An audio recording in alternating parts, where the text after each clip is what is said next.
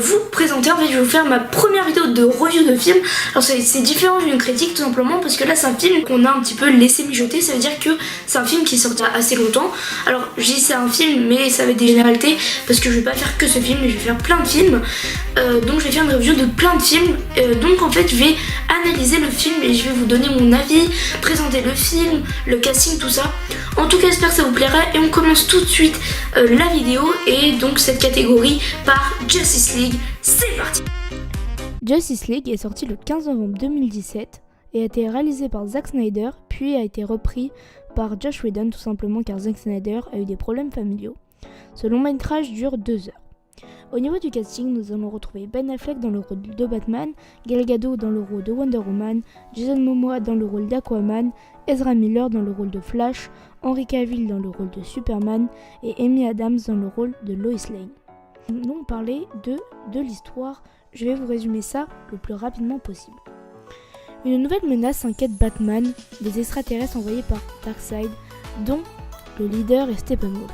Leur mission est de récupérer les boîtes mères qui sont principalement en possession du royaume d'Atlantis, l'armée de Wonder Woman, pour ne citer que. Batman et Wonder Woman vont rassembler les personnes avec des super pouvoirs pour lutter contre cette menace. Les super-héros recrutés sont Aquaman, Cyborg et Flash. Ensemble, ils vont ressusciter Superman. La Justice League est donc rassemblée et ils vont se battre contre Steppenwolf et son armée. Donner mon avis, donc qu'est-ce que j'ai pensé de Justice League ? Eh bien j'ai trouvé que c'était un bon film dans l'ensemble avec beaucoup de problèmes quand même, mais le film est bien. Il y a des incohérences parfois, c'est vrai assez flagrant des fois, mais le film arrive quand même à rester droit et à rester bon dans l'ensemble. Ce qui est regrettable évidemment ce sont au niveau des effets spéciaux, des fois c'est complètement incohérent et c'est vrai que c'est un petit peu lourd, un petit peu des fois au niveau visuel. Déjà Steppenwolf est très mal fait, très moche. Et donc le DC Extended Universe a cette fâcheuse habitude en fait de rater les méchants au niveau du visuel. Par exemple comme c'était pour Ares, on voyait encore la moustache et tout. Et du coup même là au niveau de Superman, il y a eu un drama comme quoi on voyait encore la moustache et tout au niveau du montage. En fait c'est vrai qu'on voit un petit peu les traces de la moustache et c'est un peu regrettable. Alors pourquoi il a une moustache? Tout simplement parce que il va jouer dans Mission Impossible et pour Mission Impossible il a dû avoir une moustache tout simplement. On n'est pas obligé, en fait on n'est pas fixé sur les effets spéciaux spécialement. Voilà. Nous allons parler des personnages et leur incarnation. Donc nous allons commencer par Batman.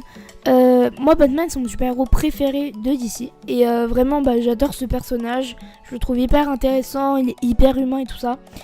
Il a été super bien interprété par Christian Bale et Ben Affleck l'interprète mais vraiment très mal. Je trouve le personnage très mou, pas du tout fort, pas du tout intelligent, pas du tout rusé. Wonder Woman par contre ça c'est top, Gal Gadot l'interprète extrêmement bien comme pour son film personnel. Aquaman est assez bien fait. En fait on retrouve un Aquaman assez différent des comics habituels. Donc déjà il est brun, il a une barbe, il a un côté un petit peu badass qui me fait penser un petit peu à Thor. Le personnage est assez bien exploité. Certains disent qu'il est un peu macho, mais bon. Moi j'ai trouvé que c'était un personnage vraiment bon, badass et tout ça. Donc très bon personnage. Ensuite Flash. Flash est assez particulier. Il m'a fait penser à Spider-Man de Tom Holland. Toujours excité, nouveau, impatient, tout ça. Et au final c'est vrai que c'est pas mal. Après Ezra Miller je le voyais pas du tout dans le rôle, mais au final j'étais assez content. Ensuite Henry Cavill pour Superman. Il a la tête de Superman mais après c'est pas la meilleure interprétation. Il manque des petites choses, des petites maniques à Superman. Voilà, là on est quand même à un niveau en dessous. Cyborg, le personnage est très mal exploité, c'est sûr, il est sous-exploité.